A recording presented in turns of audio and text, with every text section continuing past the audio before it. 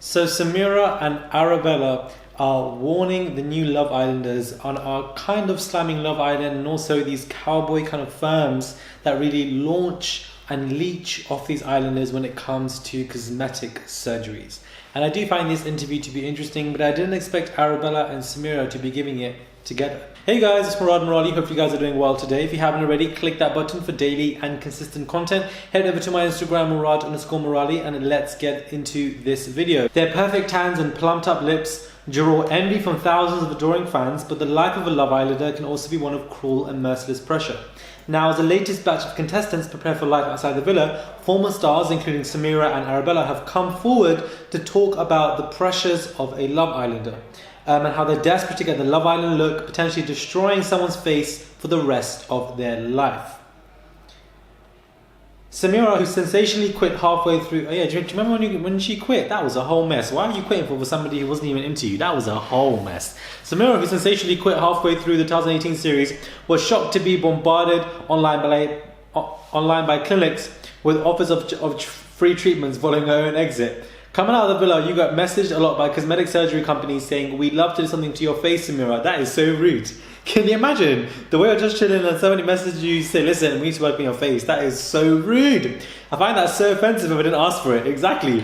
Don't tell people you should do that to your face. These companies are selling to lots of people. They want exposure. Even down to your teeth. They're always some sort of company in touch that make you feel very insecure. These companies are selling to lots of people. They want exposure. They make you feel a certain way. Arabella, who appeared in the last series, says, "On Instagram, I get plenty of requests from people trying to offer me free stuff, including cosmetic treatments. She says they just sit in my request box and I never respond. It took me a while to grow into my look," says Arabella. "When I was young, I used to have a puppy fat face and everyone told me how young I looked. I used to wear completely the wrong shade of foundation. I haven't had any cosmetic work done and didn't before entering the villa. My transformation has simply been about learning how to do my hair and makeup." But Arabella is shocked at the huge influence celebrities and reality stars are having when they, to a younger individuals. Interesting. Arabella actually got a butt lift in last October after struggling to maintain her toned physique after Love Island. And now if we look at previous pictures, we can see Arabella previously and after. I don't think she even looked that bad before. And I feel like whatever work she done, she looks cute, but I feel like she looked good before as well. I don't think she looked that bad. Sorry, the lighting is terrible, but it is what it is. Then we also have Samira before and after. I think before, again, I'm not really seeing a major difference. So, personally speaking, maybe, I'm sure she can outline the specifics with treatments, but I don't see a major difference before and after, so I don't know what's going on there. We then also have the twins, for example, from this season. Now, they did a lot took place before and after. You can see before they just looked completely different, and after they had done so much. It was actually unreal, and I just feel like it was just very OTT and something that I feel like you just did not need to do. They looked fine before coming in, sweet and innocent and just natural, and I feel like all of this is just kind of, I don't know, I'm not here for it. Then we have Maura before and after. She had her lips done, evidently. She denied everything else. I feel like she looks fine before, but I feel like the lips do suit her. I'm not mad at plastic surgery if you do it in moderation, you know what you want to do, and it actually looks good on you post-surgery. A lot of people do surgery where they blow up their flipping lips, look like damn banana boats, doing the absolute most, they look like an absolute mess and they don't see it. It's a form of distortion, a form of delusion. It's very sad. So basically what they're saying is, with Love Island, they're warning people like Paige and so forth and the girls and guys, and they're kind of slamming the show at the same time because they're like, you're coming out of the show, you have so many of these companies, slamming the companies as well. They come out there, they offer us all these things,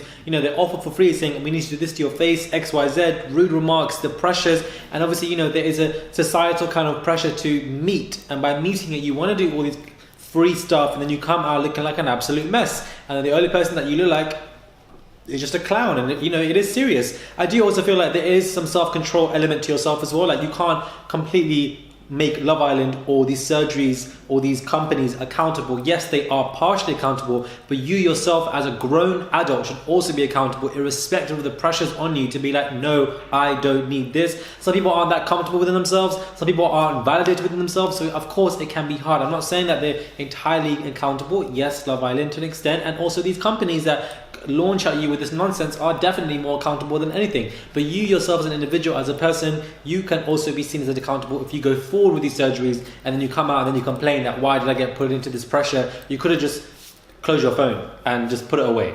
Like, you know, of course it's easier said than done, 110%. I know that, but at the same time, there has to be that part of a conversation, that element in a conversation where you should also be accountable for what has taken place, because ultimately it is your actions. But yeah, several of these islanders have done before and after pictures. Maybe I'll do that in a separate montage kind of video. If you guys want me to do that, then we can definitely do a video on that if you guys are interested. But you know, it seems like a lot of these girls and guys, let's not get twisted, a lot of the guys have had a lot of surgery post and pre because they feel like they need to meet these kind of expectations, and it's just very sad. Me personally, if I was ever going to Love Island, which I never will, I won't be doing anything. But of course for guys it's easier than for girls. So that kind of pressure is definitely there for them, and that needs to be part of the conversation.